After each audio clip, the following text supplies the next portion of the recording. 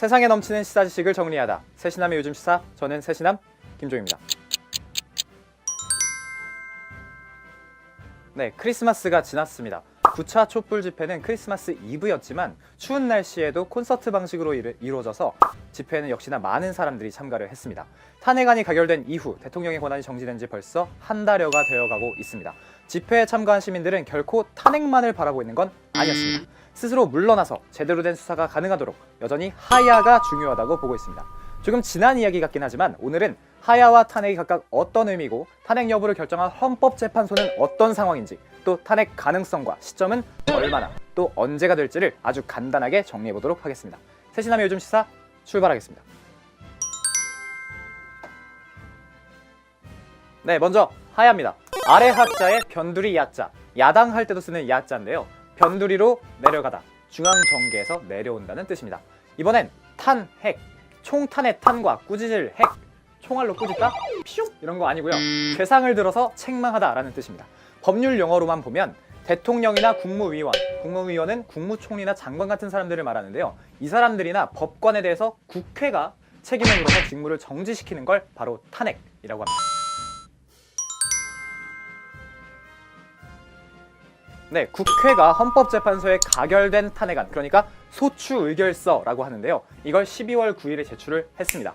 소추라는 건 두 가지 뜻이 있지만 보시듯이 여기서는 두 번째 뜻을 의미합니다.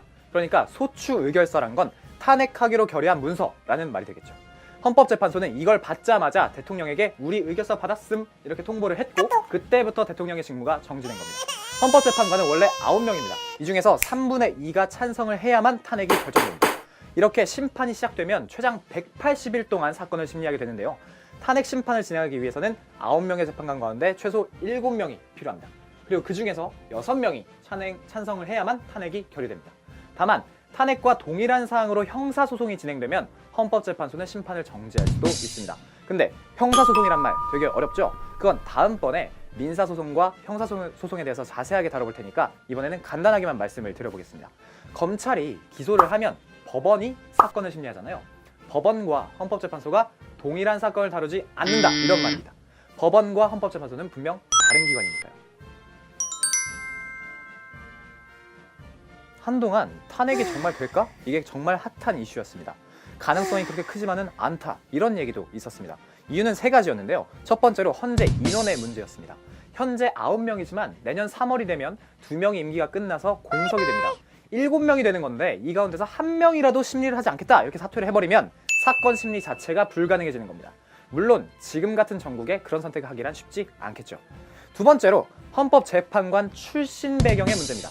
헌법재판관은 대통령, 대법원장, 그리고 국회가 각각 3명씩 나눠서 임명을 합니다.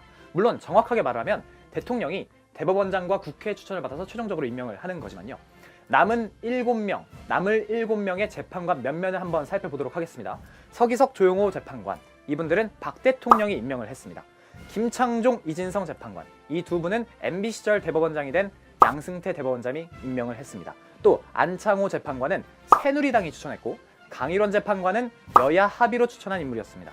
남을 7명 가운데 방금 말씀드린 6명이 정부나 여당을 배경으로 하고 있다는 말입니다. 물론 헌법재판소인 만큼 정치적인 배경과는 독립적인 판단을 해야 되겠지만 성향도 고려해보면 탄핵이 어려울 수도 있었다, 이런 지적이었죠. 마지막 세 번째 이유, 이번 게이트가 너무 방대하다, 이런 점입니다. 노무현 전 대통령 탄핵 때와는 결정적으로 다른 점인데요. 사실관계가 입증된 바가 아직은 없다는 겁니다. 청문회와 특검으로 조금씩 풀려가는 것 같긴 합니다만 노 전 대통령 탄핵 때는 이미 사실관계가 입증이 된 후에 탄핵 심판이 청구됐다면 이번에는 아무런 입증이 되지 못한 채 사건 심리가 진행되고 있기 때문입니다. 그러니까 특검 수사가 얼마나 진척을 보이느냐에 따라서 성패가 달렸다고 보는 거죠. 그래서 헌재가 특검과 검찰에 자료를 넘겨달라 이렇게 말을 했고, 대통령 측이 이건 말도 안 된다 반박을 했지만 검찰이 자료를 넘기기로 했죠. 이만큼이나. 그러니까 심사기간은 분명히 더 길어지겠죠.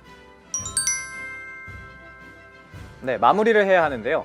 헌재는 내년 1월부터 본격적으로 사건 심리에 들어갈 계획입니다. 그런데 워낙 자료가 방대하니까 준비 기간을 더 가져야 할지도 모릅니다. 그런데 잠깐, 헌법재판소의 심리 속도가 예상보다 굉장히 빨라졌습니다. 1월 3일 첫 변론이 시작됐는데 3차 변론이 일주일 만에 열리게 된 겁니다. 그리고 특검의 열띤 수사 덕분에 탄핵 심판 쟁점 가운데서 사실관계 확인이 가장 필요했던 부분이죠.